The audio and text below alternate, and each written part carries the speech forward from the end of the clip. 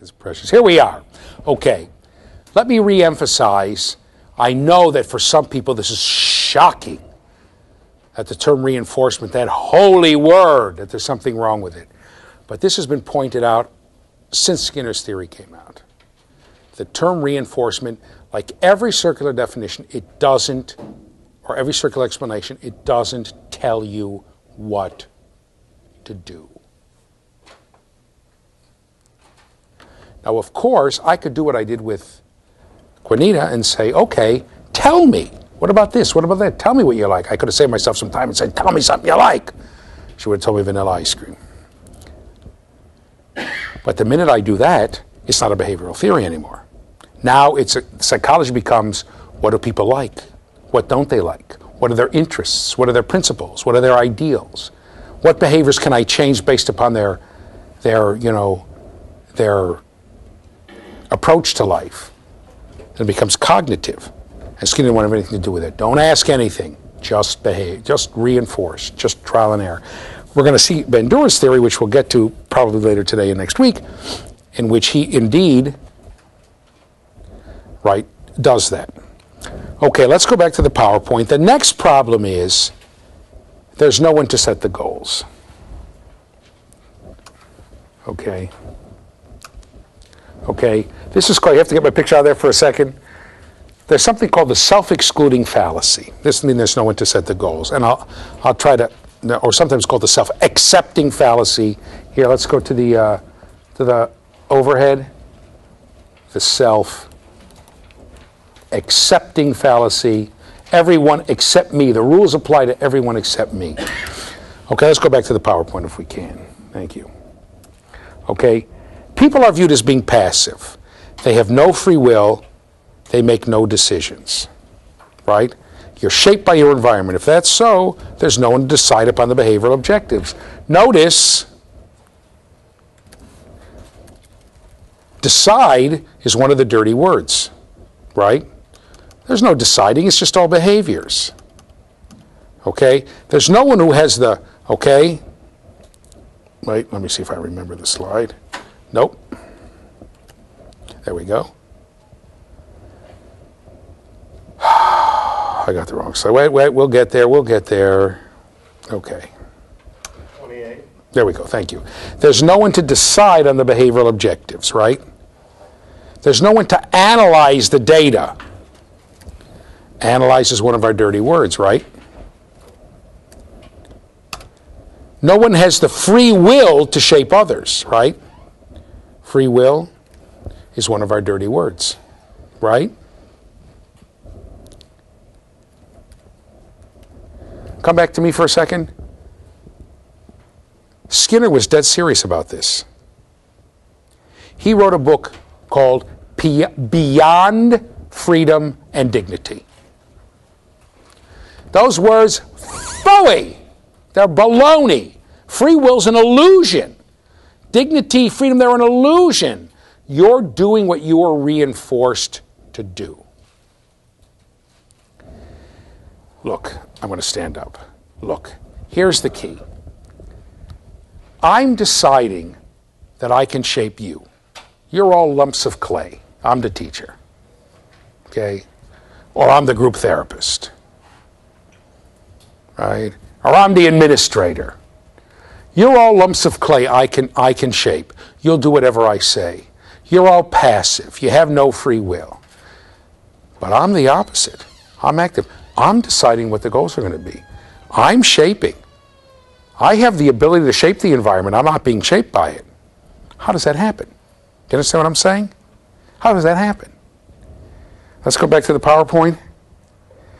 The educator using the theory must exclude herself from the tenets. You know what tenet is, the basic underlying precepts of the theory. The person using the theory has to have the free will to decide upon the behavioral objectives, to analyze the data, to be the active shaper of the passive students who are being shaped. You understand? In order for my theory of psychology to work, see if you get my picture in there now, one person has to be exempt from the rules of the theory.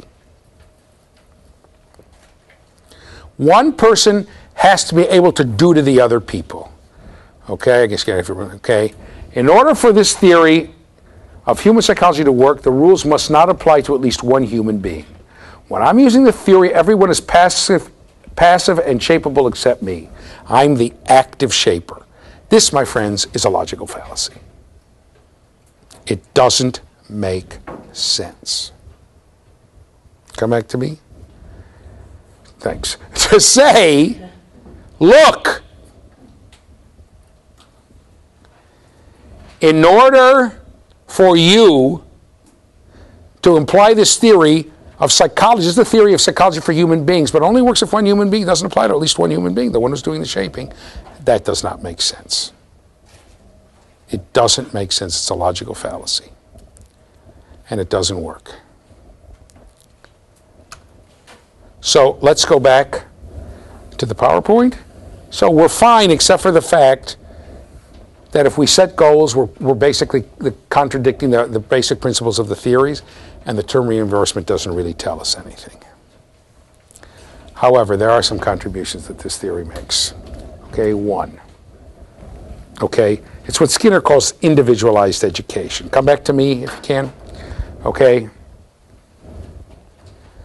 Skinner was one of the first people involved in education, and later Skinnerian therapists, although this was not as much of a problem in therapy, to say you cannot do the same thing with the same people. You cannot tell all the people in the class, open up your books to page 27. Because some people belong on page 87, and some people belong on page 2.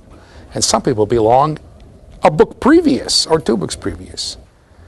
You've got to have individual starting points, and although he himself was a little inconsistent with this, individual reinforcements. Okay, let's go back to the PowerPoint. We have to have individual starting points of reinforcement for each child. You will notice that there is not one theory that will tell you you can give all the kids the same curriculum on the same day and have the same standardized test for all of them on the same month. Another thing about Skinner, he said, concentrate on on what you want, not on what you don't want. Okay? Don't waste time punishing undesired behaviors, reinforce desired behaviors. Whether you believe in reinforcements or don't, or think, I mean, I have tremendous reservations about education boiling down to behaviors rather than thoughts, emotions, etc. But this principle is a powerful one, and he's one of the first ones to put it forth. And we know that our educational system, how many of you therapists want to work with kids and adolescents? People who want to be counselors, yeah. You're going to find a lot of people who are, is victims a too strong a word? Nah, victims of the system, or don't get along with the system, right? And we're a very punishment-oriented system. Come back to me for a second if you can. Basically, the idea is you're supposed to do what you're supposed to do, and if you don't, I'm punishing you. Rather than saying, let's try to find ways to get kids to do what they want them to do. My favorite example is the son, the one who won the Emmy Award, by the way. Did I tell you my son won the Emmy Award? Okay. He didn't do so hot in school. I think I already told you that, right? So the teacher had a system. You come into class in the morning, I think it was 5 or some number of good job tags in the box. Because you're supposed to be good. Now if you slip, she takes one good job tag out of the box. If at the end of the day you have at least one good job tag in the box, if you have one, a little piece of paper that says good job, in your box each kid has his or her own box, right? You can use it and cash it and buy something at the store. This was second grade, I still remember. Well, by 9:45 his tags were gone, or by noon they were gone. Here comes all afternoon. I don't care. What's the difference? What are you going to do to me? I lost all my tags already. So I said to her, why don't you have a way for him to earn tags back in when he does things you want? No! He's supposed to be good. Okay. I'm not there, right? I got my own job. You figure it out. Okay? Our schools are very punishment-oriented rather than being reward-oriented, and you see a lot of that. And it builds resentment and anger and upsets, but that's for a different theory. Okay? And finally, let's go back here. If what you're doing doesn't work, stop doing it. Change what you're doing. If the kid can't learn it, get a new goal. If you think the kid can do it, and the kid says, I don't care, get a new reinforcement. The teacher is a mini scientist. By the way, that's the same thing for administrators, the same thing for therapists, the same thing for everybody, right? You'll notice, come back to me, imagine that we had a doctor, and the doctor gave you a pill, and it didn't work. And that doctor said, what are you talking about? These pills have been tested. These are my finest pills. There's something wrong with you if you don't get better with this pill. That's exactly what we do in school. What do you mean you didn't learn when I did this? This is my goal. This is good. This is a tested curriculum. There's something wrong with you if you don't learn. Rather than saying, that's what, you're LD. In that case, you have dyspilsia, right? What are you talking about? You have a medicine utilization disorder. Instead of a learning disorder. What are you talking about here? Cut it out.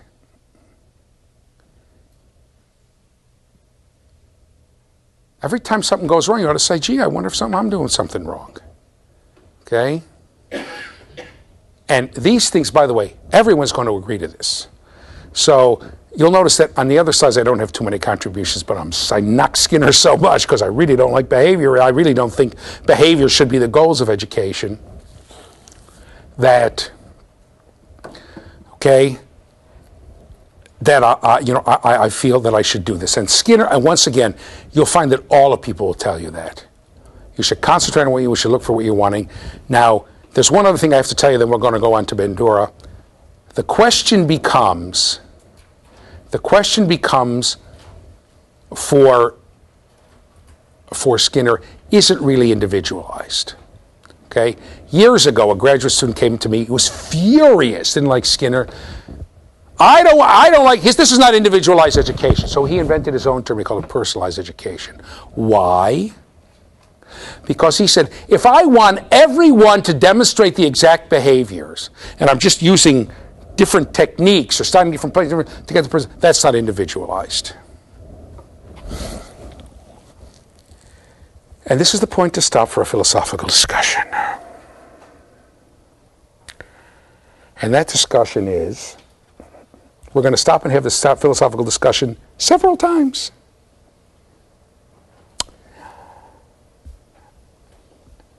Should schools tell kids what they have to learn? Should schools work on the principles of, I know what kids have to learn, this is what you have to learn. Now that is the rationale behind schools in Texas.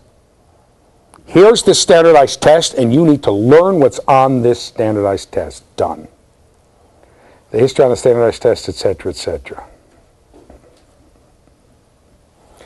By the way, there was an article I should bring in about how to pass the new test strategy. So it says, if there's ever a question about the civil rights movement, you don't have to read it. The answer is Martin Luther King. Okay? If there's a question about the Revolutionary War, the founding, the answer is either Washington or Jefferson. Never mind about the rest of the guys, right? This kind of thing. So, but even beyond that, the question is should educators be able to determine exactly what a person should learn and then decide how to get the person there? Or should people be able to learn what they want to learn? To some extent. Obviously, nobody's going to tell you the 6-year-old should have as much choice as a 16-year-old, but that becomes the question. I don't know. And to how much extent should you do it? Now, you all have a choice, right? You're here because you get a degree. You want to get a degree in electrical engineering, you don't have to take this course. Okay? But then to some extent, well, if you're going to take this course, I'm going to tell you what I think is important, although, right? But that becomes a question. How many people think kids ought to be able to read whatever book they want to read? How many people think that kids ought to read the book that's assigned? You should assign books because... Nobody? How? Couple of people. I think it's context. Go ahead, push it down. I think context has a certain amount to do that. If you're asking for them to do a book report so that they can gain writing skills, read whatever book you want. If you're asking for them to read Huckleberry Finn so that they can understand more of the civil rights movement and blacks versus whites, then you need them to read Huckleberry Finn.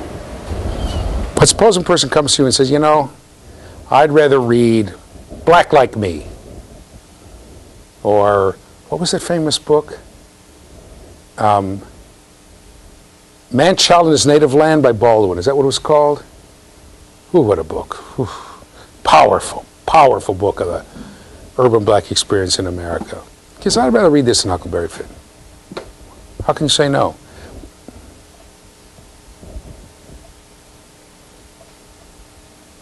If you haven't read that book, you ought to read it. Put a little knot in your stomach. Of course, I read it when the whole thing was going on, but it was... Yeah, go ahead. Want to say something? Name of the book? Man, Child in the Promised Land. It's a good book. By? Baldwin, James Baldwin. I think I have it right. God, I got this on tape. If I made a mistake, it's for posterity. If it's wrong, you have to burn this tape. Okay? Okay? I don't know. Some people... I'll tell you, I'm ambivalent about it. To me, it's not conceivable to me that a person can get out of an English language high school and never have read any Shakespeare. People should not come out of an American high school without having read some Mark Twain. That's kind of how I feel. But if somebody says, well, I want to read Macbeth, I want to read this one, I'm not sure. My wife, for instance, always assigns The Count of Monte Cristo. 7th grade, 8th grade, I can't remember. I got to tell you how you can tell I love her. I started to read that book. I hated it. And I read it halfway through before I just said I'm going to wind up in a mental institution if I read another page. But I read half of it. I hated it from the 10th page. Right after he got out of jail, I couldn't stand it. Right, that happens. I just couldn't. So I said to her, why do you do it? She said, because I love it. That's a good reason. And what she's really telling me, and she even says, I can get the kids enthusiastic about it. I can talk about it. I can delve into it. I can show the stuff. I can show the interaction. Typical French romantic stuff. I just couldn't take it. I just couldn't take it. Okay? And I know all the kids love it. So, but these are questions that need to be asked. It is inconceivable to me that people ought to get out of American high schools without understanding how our political process works.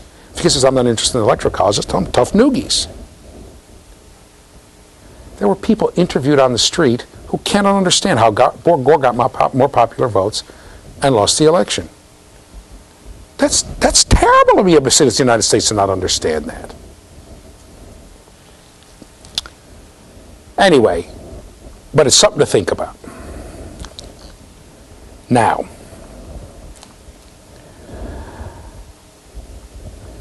there are some problems with Skinner. Let me see if I can get out of here. There are some problems with Skinner. And I'm going to show you one of them. If I can do this.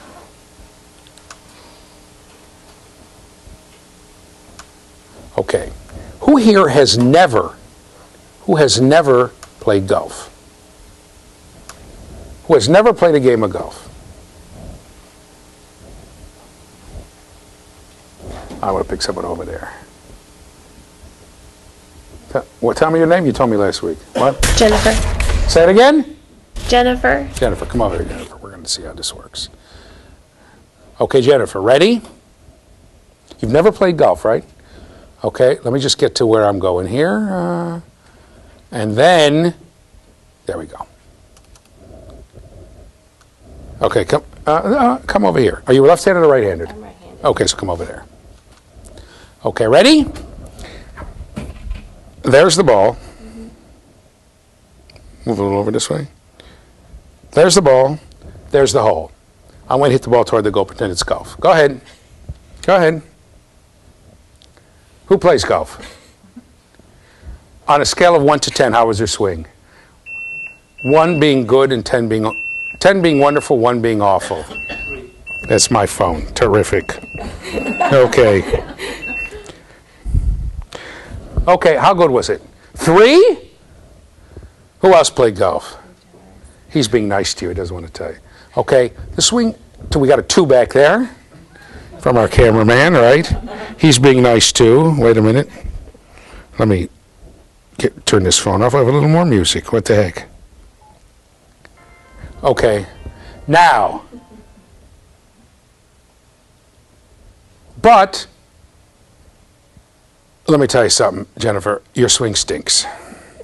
Okay, but she knew to stand sideways to the ball. She didn't try to do this. She knew to grab the club in both hands. Let me see how you're holding the club.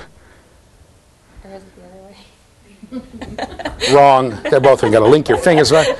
It's bad. But there's a lot she knows from never hanging. She knew how to stand. She knew to put her hands together. She knew to hold the club. She knew to swing back. She didn't try to go like this or like this.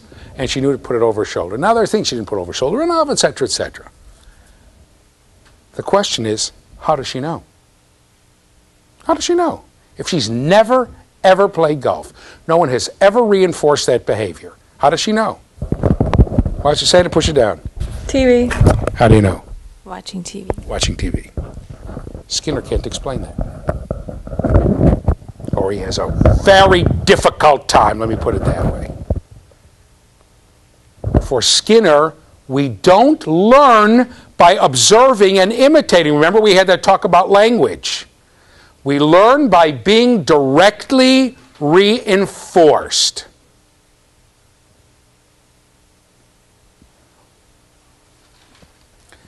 And that's a big, big problem. The fact that Jennifer can get up there and can do pretty well. She knows how to stand. She knows to take a club. She knows where to hit the ball. I said the hole's over there. She knows to hit it that way. She's not going like this, right? She knows to keep her feet apart like this with each other. She knows to pull it back and hit. She knows a lot from just watching. Why do you watch golf on TV? I'm married.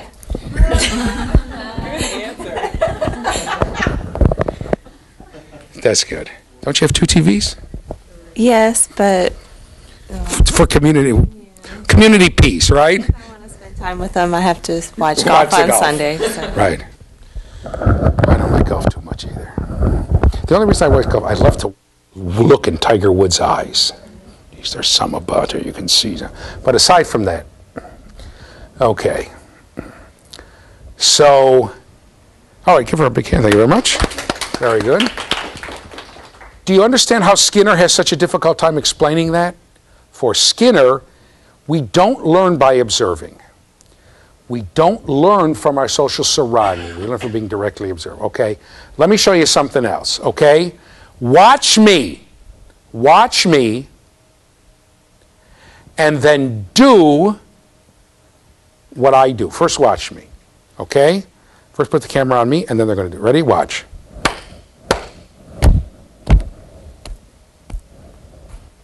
Okay, put the camera on, and let's see who can do it. Go ahead, do it.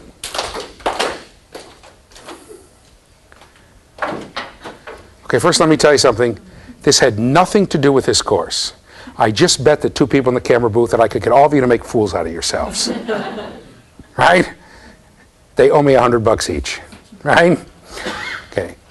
Skinner cannot explain what just happened. You all got it right. Okay? Skinner would say you have to be reinforced. One time you do this and be reinforced, and one time you do, your hands will be up, you do this, you'll be reinforced, then you do this, you'll be reinforced, and this reinforced, and you have to reinforce each step, step by step. He cannot explain the learning of complex behaviors, whether it's silliness the way I have, or the way Jennifer did with a golf club. He cannot explain it. or let me put it this way, it's very, very difficult for him to explain it. I don't want to go into how they do it. It's so tortured, it's not worth it to him as far as I'm concerned. Skinner cannot explain learning by observing others, or to put it a different way, from the social context. Okay?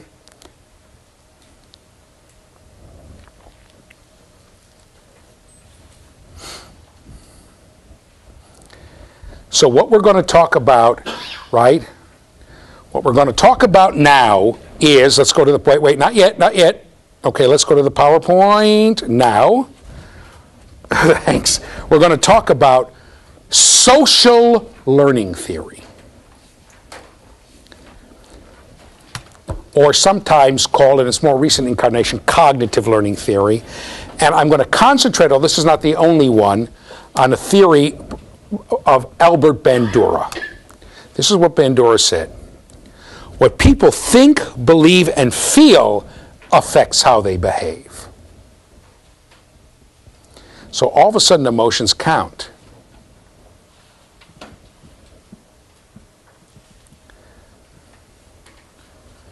So if somebody says, hi, this is Sally so-and-so, and I'm about to shake her hand, and my hand's out, and then somebody tells me, Sally so-and-so is a Yankee fan, I'll slap her instead of shaking her hand, right? Or I'll take my hand away.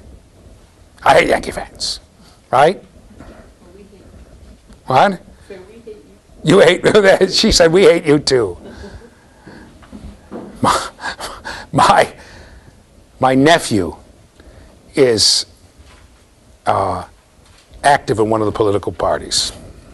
And he's from Houston, but he lives in New York now, New York City.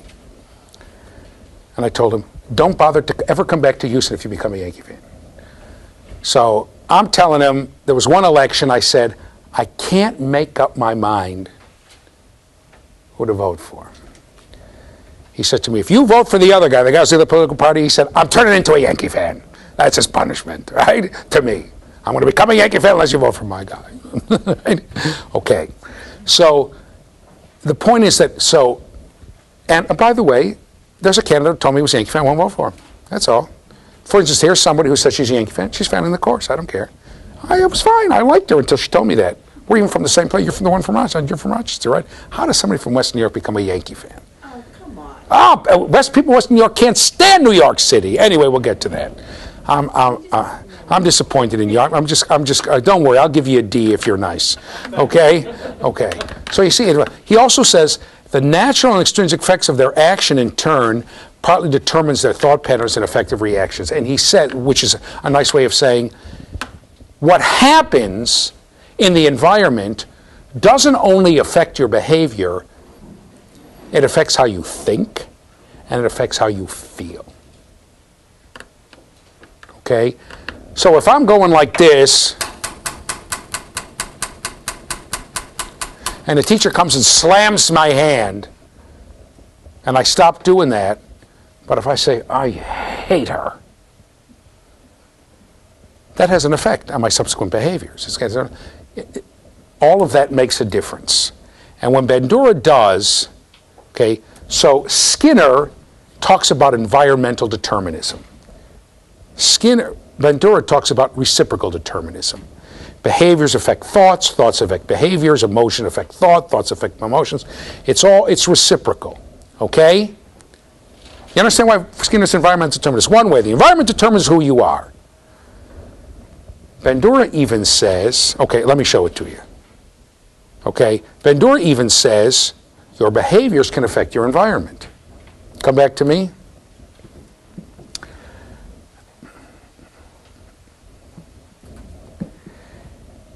If there's a seating pattern in the room one day, and you don't take a shower for a week, tell me once more. Tell me your name. Lisa? Lisa? Lisa's been running all week and has not taken a shower, right? The seating pattern in the room is going to change.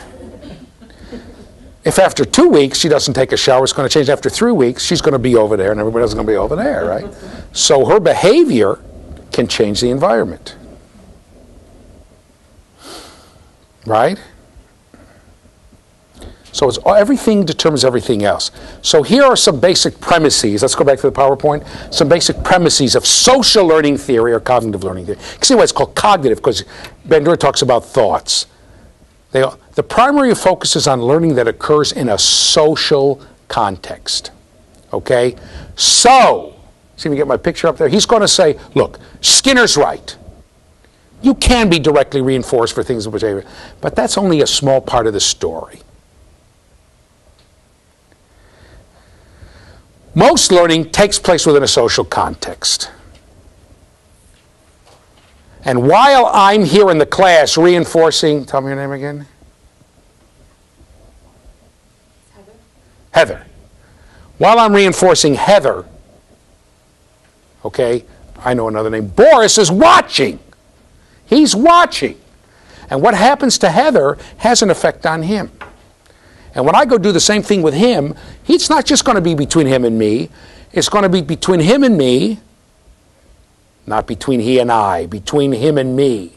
Opposite of a preposition. Between him and me.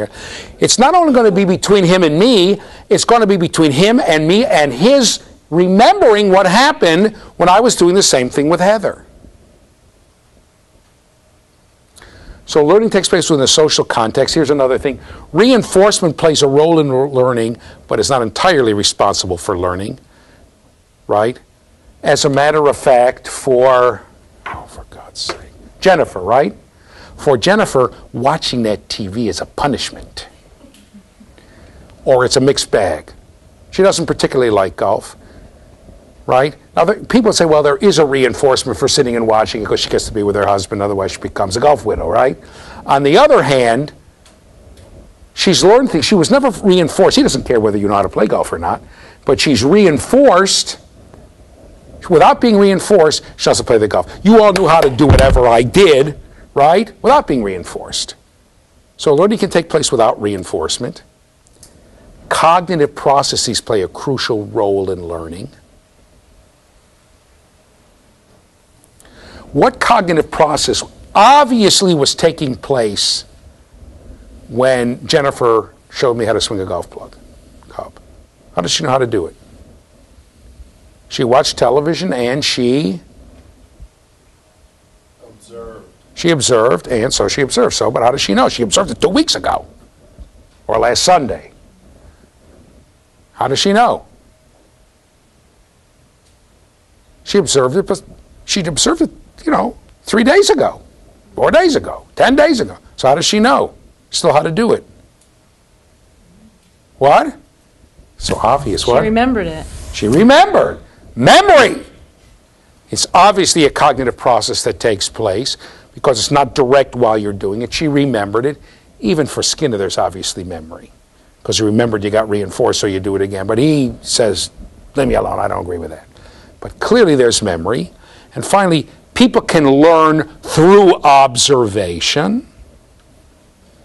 Skinner had no use for that. And again, that's actually kind of a subset of this one, that it's a social context. That was coming next, but I wanted somebody to say memory, so that's why I blew you off, okay? And learning can occur without a change in behavior. How many people's, I'm going to show you that. How many people's favorite color is blue? Raise your hand if your favorite color is blue. Red? Green? All right, we'll pick on blue. Okay, favorite color is blue. Whose favorite color is blue? Who said blue? Whose favorite color was blue? Okay? Give me this. I said purple. No, blue. Give me this. Tell me, what's your favorite color? What's your favorite color? What? Blue. Tell me. Blue. Just bang! Smash him on the head. Who else said he was blue? Remind me so I can do it. Okay? He's just sitting there. What's your favorite color? Take this book. Bang! Smash him on the head. Who else said it? Here we go. I'm going to do it for real this time. your favorite color? Blue. I'm going to really hit you. What's your favorite color? Okay. Most people. Who else's favorite color is blue? Wasn't there one other person? Okay, 3 of them are in the hospital now. They're in the hospital. Right? You see that the EMTs have come. What's your favorite color? Green. Green. Okay? Now, he was just sitting there, and he learned, without any behavior, not to say blue. I'll tell you something else. Okay, let's try something else. I'll try to say something. Okay? You're all sitting there without your hands up, okay? Got to give this back. I never heard of this book. Brand new. Brand new. Man, that guy must be 90. Look at his picture. Oh, yeah, he is. Okay. Now, okay, somebody tell me what you think is an appropriate goal for schools. Raise your hand if you have an idea. Somebody, okay, what you tell me is a good characteristic for a teacher. Raise your hand. Come on, tell me something. Go ahead. Patience. This person has a college degree. I have never heard such a stupid answer in my life. Anybody else want to say something? Somebody else say something. Come on. Okay. What? Okay. Somebody else says something else. Say something else.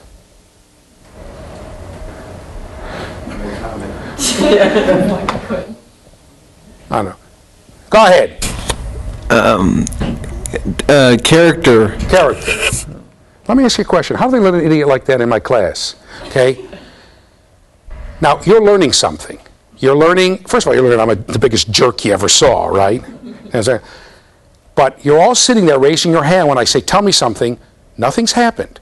You still sit there. There's no change in behavior, but no one's going to raise his or her or his hand, right? You understand what I'm saying? So you're learning not to behave, not to say something, not to do anything. You're learning not to be responsive in class, right? And this is based upon a cognitive thing. This guy is an abusive fool, right? I don't want anything to do with him. Okay? So you're learning attitudes. That's the correct attitude. That I'm obnoxious and stupid, if I say that. And you're learning not to behave. I'm not going to do it. So learning can occur without a change of behavior. Indeed, you often learn not to change your behavior. I'm sitting in the class, minding my business because they make me take it. And I'm learning not to do anything but sit. Okay, let's go back to the PowerPoint. Okay, so what Bandura tells us, he has something he calls reciprocal determinism. By the way, he's not the only social learning theorist, but he's the one who's developed this theory line, has the most comprehensive theory, I would say. Human development reflects an interaction among an active, that is a thinking person, Skinner has no use for this, behavior, and the environment. A person is not solely shaped by the environment. The links among all of these three are bidirectional, and anyone can influence the other. And he draws his famous diagram. The person can influence the behavior can influence the person, etc., etc., etc. I'll give you an example. For Skinner, this is all that counts. The arrow goes one way. The environment, through reinforcements and punishment sometimes, influences behavior. Okay? But Bandura says, it can be the other way around too, behavior can influence environment. Lisa's behavior influences what goes on in the environment. Right?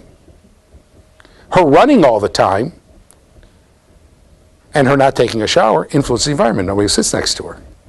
Right? Up until the point where I finally decided I'm canceling class. Right? I'm not staying in the same room with her. Okay? But it's true that how you behave can often influence what happens in the environment around you. Right? Likewise, let's start from here. The person can affect the behavior. Your thoughts, your feelings, and your attitudes can affect behavior. Okay?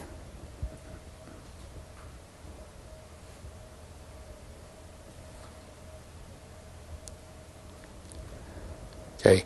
If I were to tell you right now, make a strong case, that I thought that therapy was the biggest ripoff, it was just of people sitting there pretending they can help you when they can't, and they don't know what the heck they're talking about, and you should save your time when not go to therapists. People's behaviors, right? Okay, my attitude toward the people who raised their hand when they said, I'm studying to be a counselor, would be, right, would change. That attitude would affect my behavior. I don't like them. They're a waste of my time. Okay? Or the other way around. If I say, my attitude is, I'm here for the students in my department. The other people are just a pain in the patootie. All of a sudden, my attitude for them is very positive because I know they're in my department, because the counseling's in my department. Right? So my thoughts can change things, right? People's thoughts and attitudes can do that, right? And of course, to some extent, when we get to Kohlberg's theory, we're going to see that different level, your thoughts can change something. Okay, oh, you're fine, you're my best friend. Oh, you're one of them? Right? Hatfield and McCoys, you're from that group or this group, changed my mind about you. And I'm going to behave completely different because of my attitude. Likewise, the person can influence the environment. Okay, let's do it this way. Behavior can influence the person, okay? When I act, when I behave in a certain way, and there's a response from the environment, it can change my attitudes, okay?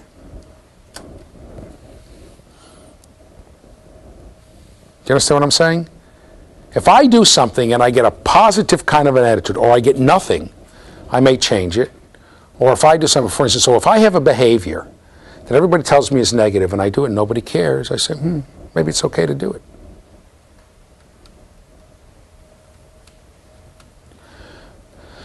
What happens as a result of my behavior, it's just not reinforcements, it can change how I feel about things. Okay?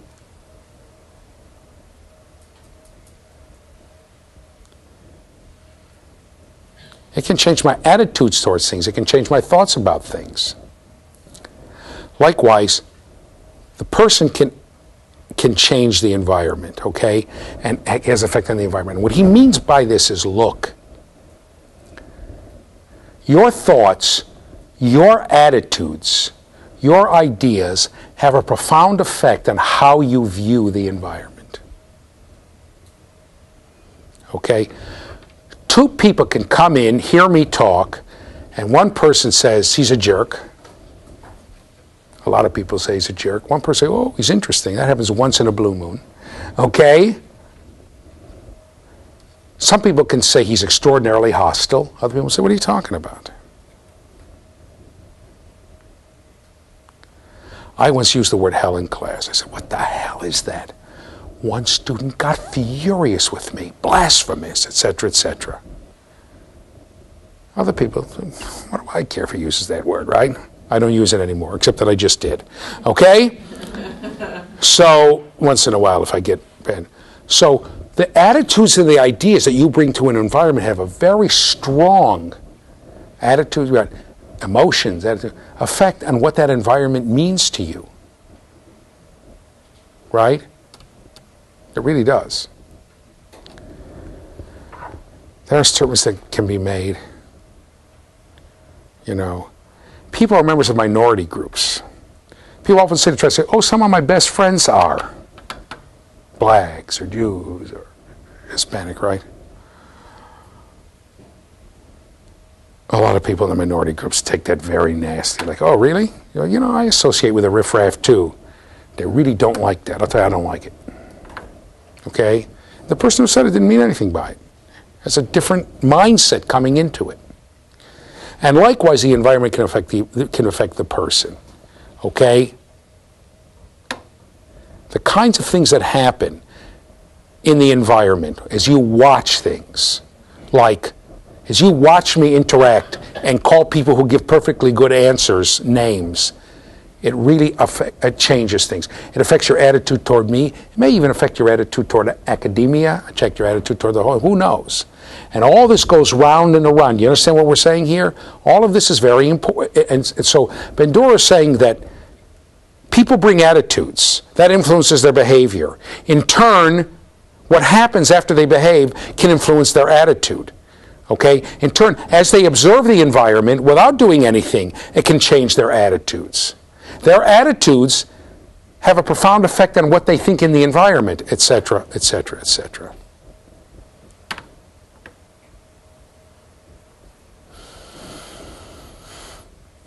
It's one of the things, by the way, one of the dangers of multiculturalism, one of the things I have against it. It makes attitudes. Oh, these people are like that, and those people are like that, and these people are like that. You come with an attitude. Oh, the person's black, must be good in basketball. The person's Asian, must be good in math. Oh, the person's black, must be good in this and bad in that, and bad in this and good in this. And that. Right? You bring an attitude, and it influences how you interact with people. Don't do that. It's a very bad idea. People are people. We'll get to that. Okay, the other thing here, let's go back to the PowerPoint here. Okay. Bandura talks about observational learning. And we're going to talk about two. One thing is modeling. How many people, who come back to me, who's been a teacher? Who has heard this at least 1,000 times? Be a role model for your student. Be a role model. Be a role model. Be a role model. Be a role model. Who's heard that? 1,000 times, right? It's his fault. He's the one who did it. How many people swear if you hear it one more time, you're either going to throw up or kill the person who says it? Right? There we go. One here, a couple of people. It's all Bandura's fault. That's where it comes from. Modeling, including one-trial learning, right? What Skinner, come back to me for a second, what Skinner cannot explain, this is a pretty complex behavior. Standing by the ball, doing those are complex behaviors. Skinner can't explain how you can do complex behaviors all at once. Bandura says you model them, you look, and you can do it. All right, let's talk about modeling first. Modeling. This is the process of learning by watching and repeating a behavior.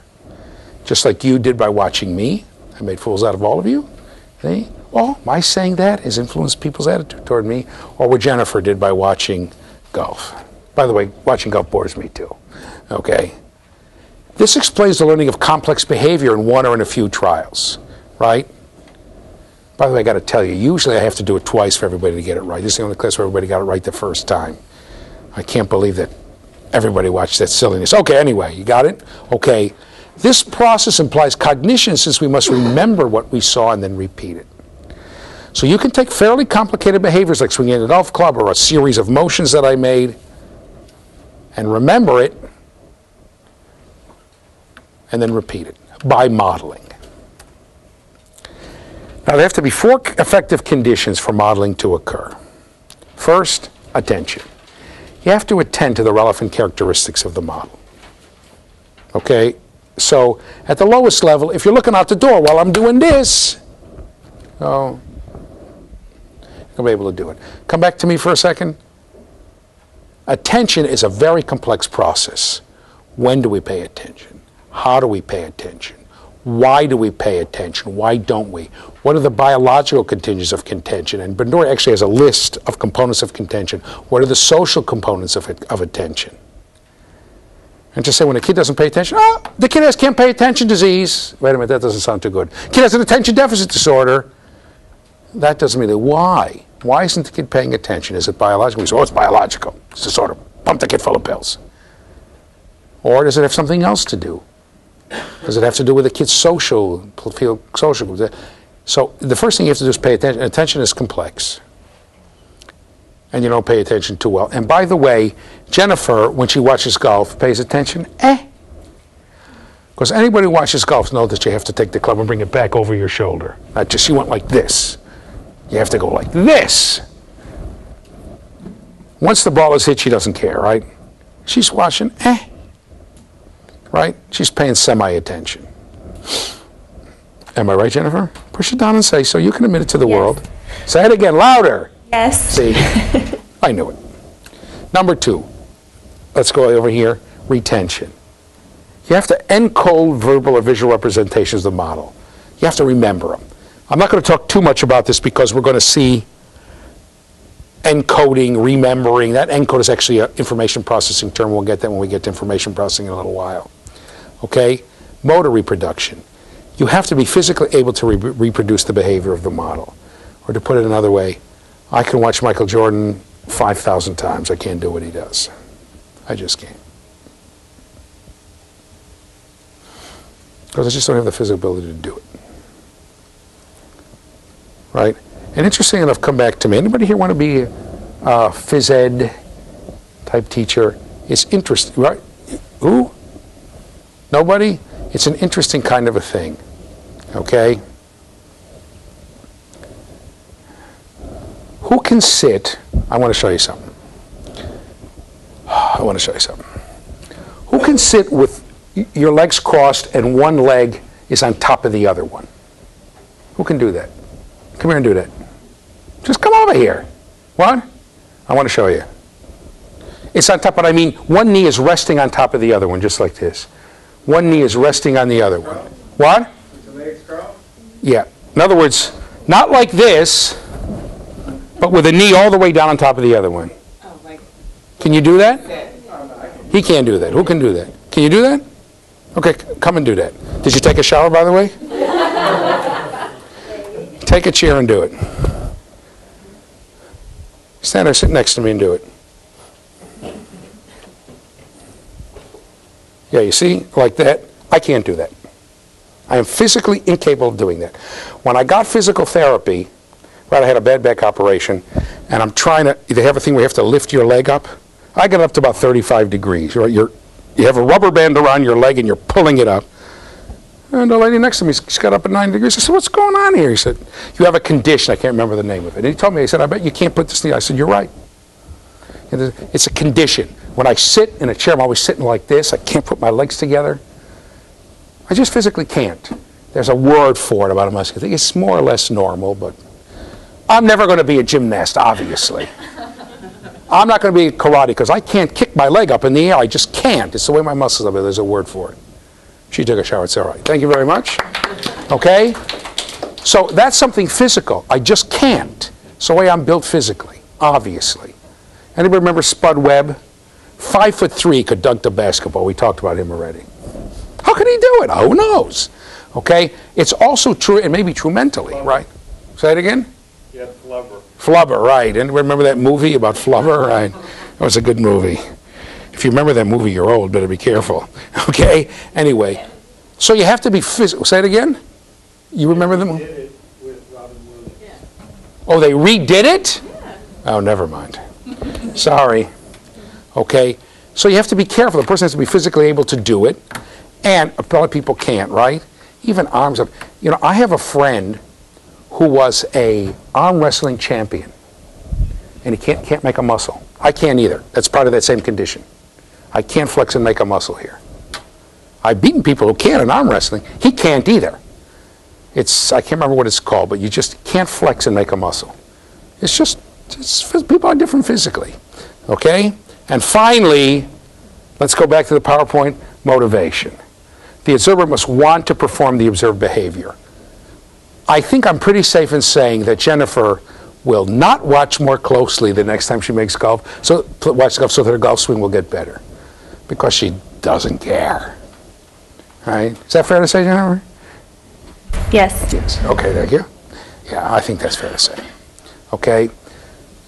So, of course, that's tied to attention, but I can make you pay attention, but who cares? Okay? So for modeling just to occur, you have to pay attention, you have to remember it, you have to be able physically to do it, and you have to be motivated to want to do it.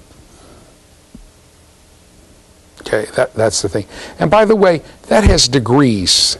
I have friends, I don't play golf either. I have a friend who plays golf, 2 friends who play golf. One is 2 of my poker buddies. One's furious with the other. Because he tries and tries to get better. Watch, do this. The other one doesn't care. I'm just out there for the exercise. If I break 200 strokes, I'm happy. Right? The other guy's trying so hard, and he wants to show him stuff. He says, leave me alone. I'll show you. In other words, I'll model it for you. I don't care. It's not worth the pain to me. I just want to get out there and play. They play all the time together, and they have this argument constantly. Okay? So motivation is important, and that's why you can be the world's best role model for students or the best role model for your patients, and they don't care. Okay? Now, we have to talk about types of models. Let's go back to the PowerPoint. Okay? There's a live model, a real person in the presence of the observer, or there are symbolic models, an image of a real person, a TV movie, or a character. Bandura's Bobo doll experiments. Okay, now let me talk about this. Okay, come back to me. The person who is behind, who is the sort of the follower, the leader, okay, the person who initiated this campaign against violence in television is Bandura. Is Bandura. Because Bandura was the one who pointed out that kids model not only live people, but they model images of what they see in the TVs and movies. And he had his famous Bobo doll experiment. Okay, I'm going to stand up again. Okay, a Bobo doll. Anyone know what a Bobo doll is? He calls it a Bobo doll. It's those, you know what it is. It's those big plastic blow-up dolls that are about this high with a lead weight in the bottom. So if you hit them, they bounce back up. So you can hit them and then hit them and hit them and hit them. So what he did is he took kids and he put them in a room with a Bobo doll and other toys, right? And Bobo doll, play with the Bobo doll. And the kids would play, they would do this, they would do that, they would hit it, they would push it. You can do other things. If you push it, it slides, right? All this kind of stuff. Then he had them watch a movie of adults going bang, bang, bang, bang, hitting the Bobo doll, being aggressive toward it.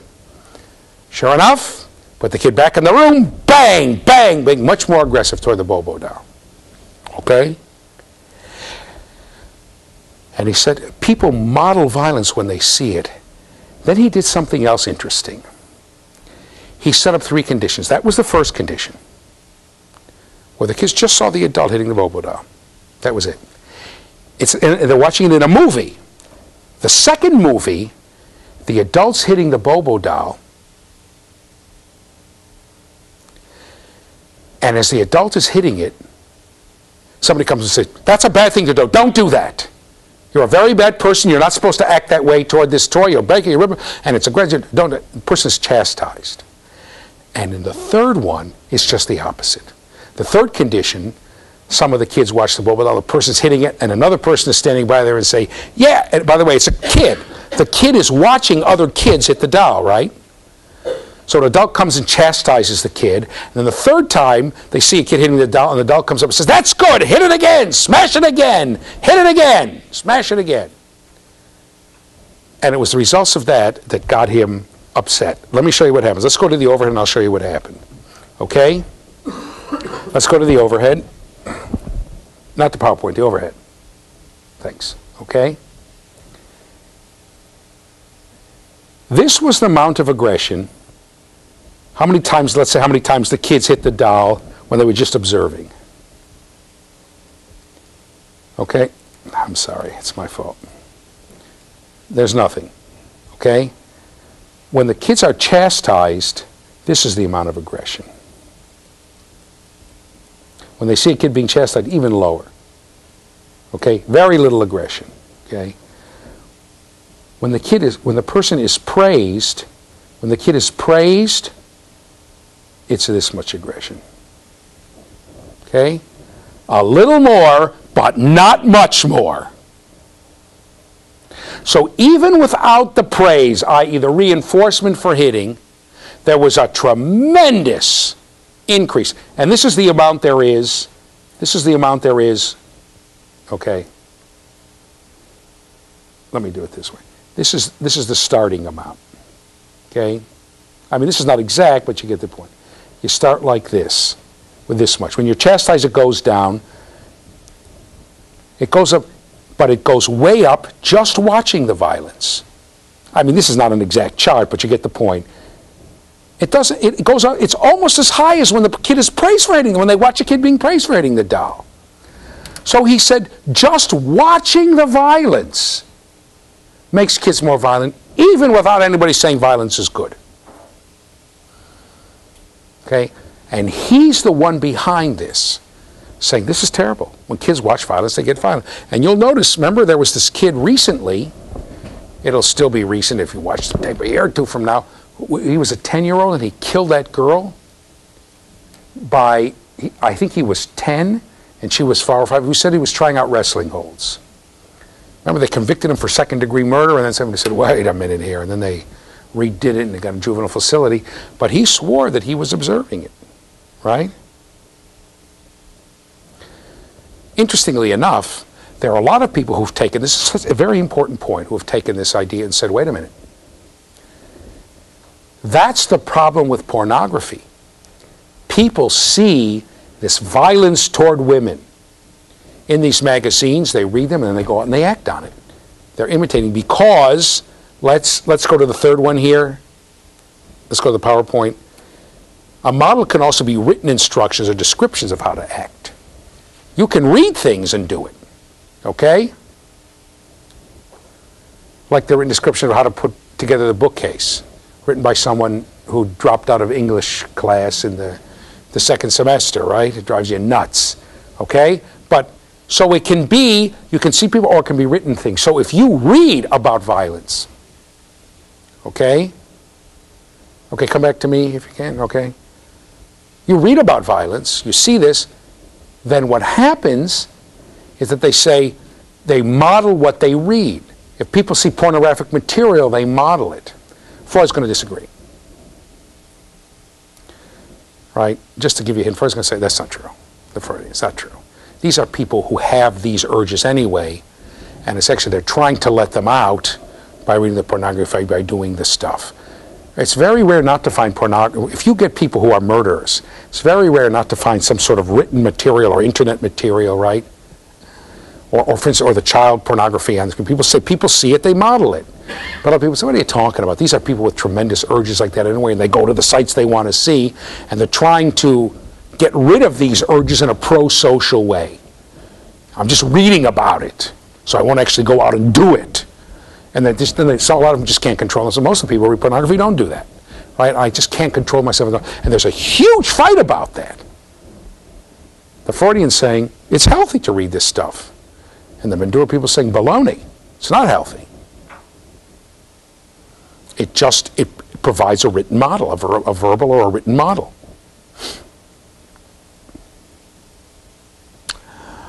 The truth is, I'm not sure myself. I mean, I'm telling you, I don't know.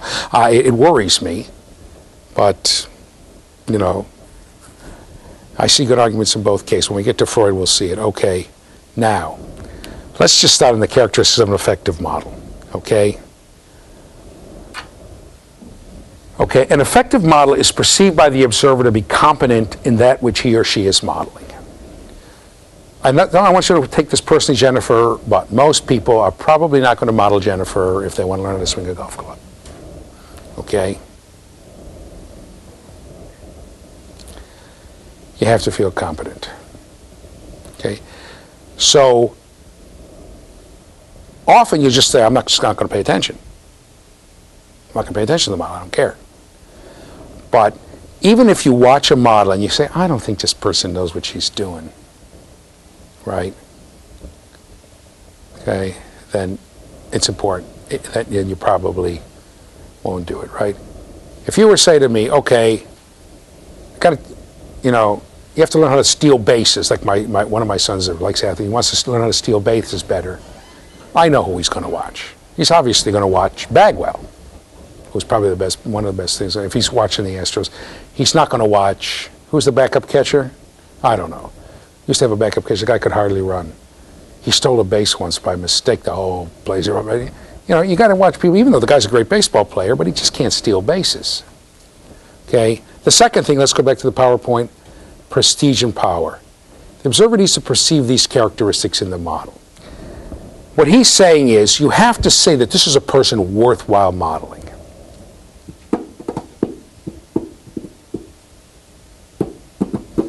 I'm not so sure. I'm not so sure these things are different. What if you there are some people for whom this is enough. I don't care if everybody if this person is a prestigious golf player or not. I know that the person is competent and can teach me. But Bandura says if you think that this person has prestige or power or something, that you're more likely to model that person, the person is getting nowhere in your eyes. Third thing, gender appropriate behavior, okay?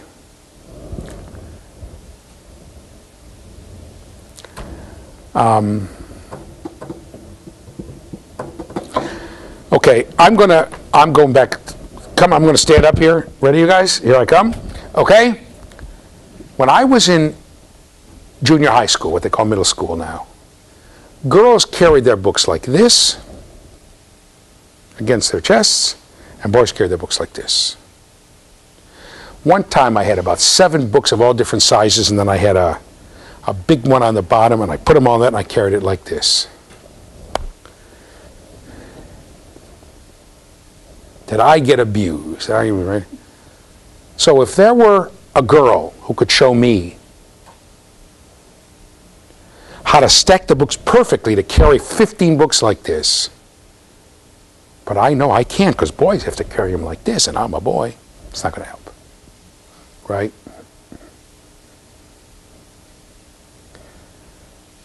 Okay?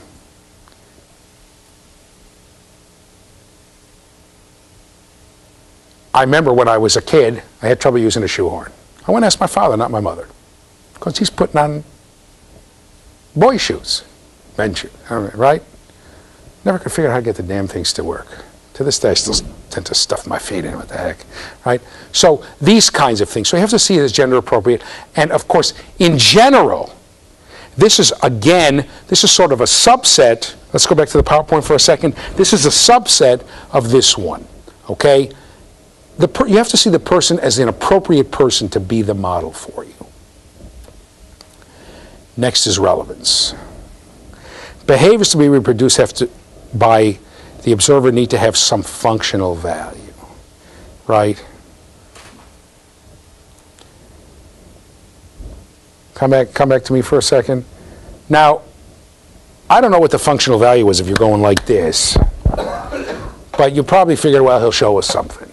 I'll learn something. Maybe it'll be on the test.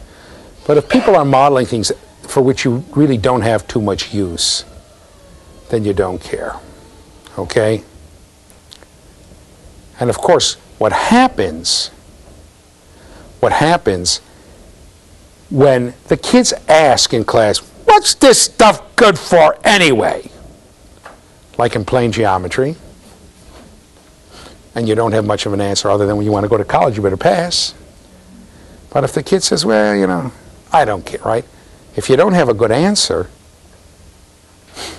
then the kid is going to stop modeling. What do I care? What's this stuff good for anyway? Okay?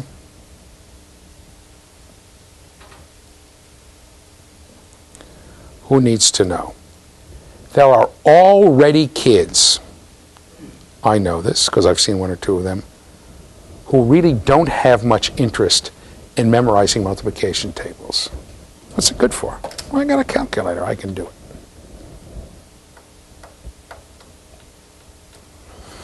What if your calculator breaks? I have 3 of them, right? They cost $1 each, right? It's hard to know what to say. What's it good for? Who cares? Right? Now, the interesting thing about this is, the problem with that is that I used to go back in the studio here, and in the old studios, and fiddle and piddle. Not me, but I say, show me how this works, show me how that works, show me how this works. How do you do that? How do you get the picture in picture? How do you switch? How do you this? How do you do that? Of course, I forgot. So I know I'm never going to do that, right? And the people who are showing me can do it 1,000 times better than I can, and I'm in no mood to learn it, right? Because I can't. But it was interesting to me. It doesn't. There's a little bit of a, well,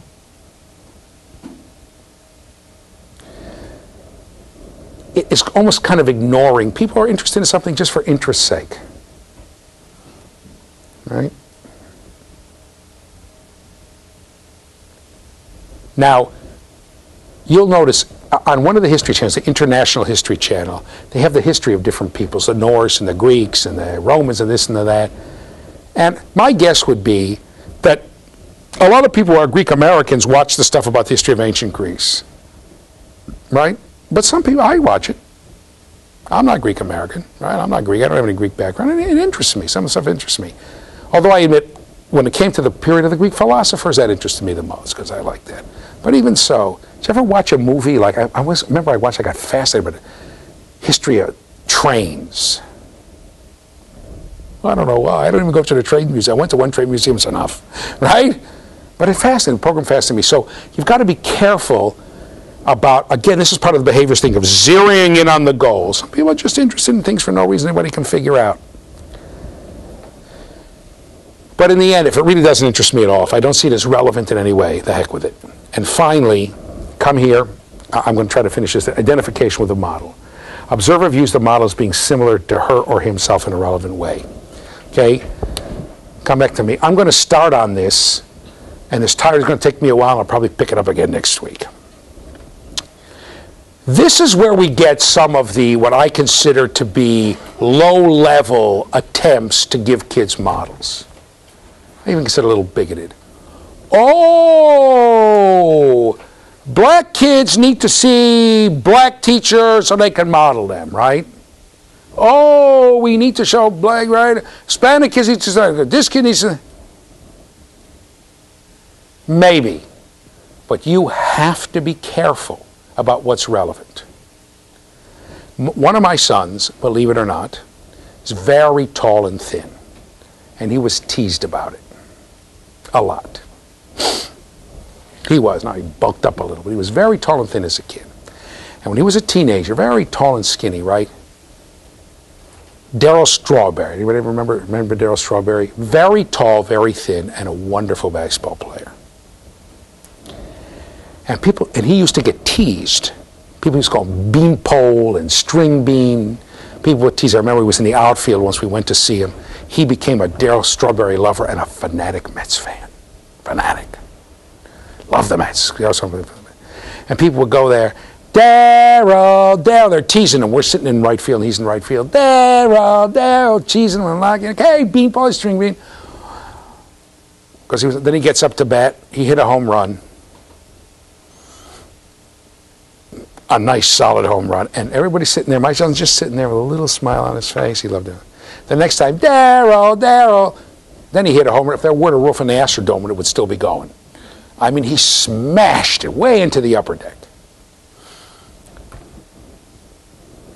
My son identified with him so strongly, he became such a fanatic Mets fan that when he was traded, I think they traded him to the Dodgers, he didn't know what to do. He had a Mets jacket we bought him, right? It sat in his closet. Joe, you want to give it away? No. Because there was still something to do. You know something? We just moved when he was 26.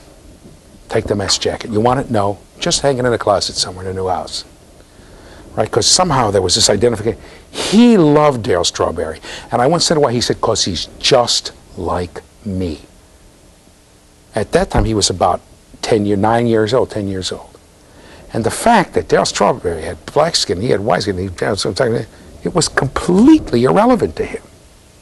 That had nothing to do with anything. Darryl Strawberry's just like me. He's tall, he's thin, he's teased about it, and of course what he was saying is, he shuts people up because he's a great baseball player. And one day I want to shut people up too. Interesting enough, he never was a good baseball player, but he became a very good basketball player. So, something, and a lot of them I know to shut people up. Sure, he was good, and he was gawky and he was clumsy because he was so thin. Well, when he grew up, he got a little better. But so you have to be very careful about stereotyping like this, right? He's just like me because we're the two new kids in school. It doesn't matter that one of us has a Spanish last name or one of us has a Polish last name. What's the difference? So you have to be very, very careful about identification with a model and with identify. You have to be very careful about this. And I have to tell you something else. To think that a black kid cannot learn math unless the teacher is black is an insult. It's bigotry. It's horrifying to me. Or that if the teacher is black, then the white kid can't learn math? What are you talking about? Okay? I'll just give you one thing. W.E.B. Du Bois, who was the brains behind the civil rights movement, right, happened to be black. The man's read his stuff, the guy's a genius, right? He once said, when I talk to Aristotle, we lift out of our bodies. I'll tell you the story again when we get to Goldberg. We lift out of our bodies, and I hold Aristotle's hand, and we commune together. What was he saying? Aristotle's just like me. Now, he couldn't quite say that. Aristotle was smart as can be, and so am I. Aristotle has brilliant ideas, and this is the kind of thing I need to interact with. This is the kind of person who's like me, a person who can think with original thoughts and original ideas, right, and try to apply them to the world, and to try to understand the world with them, right?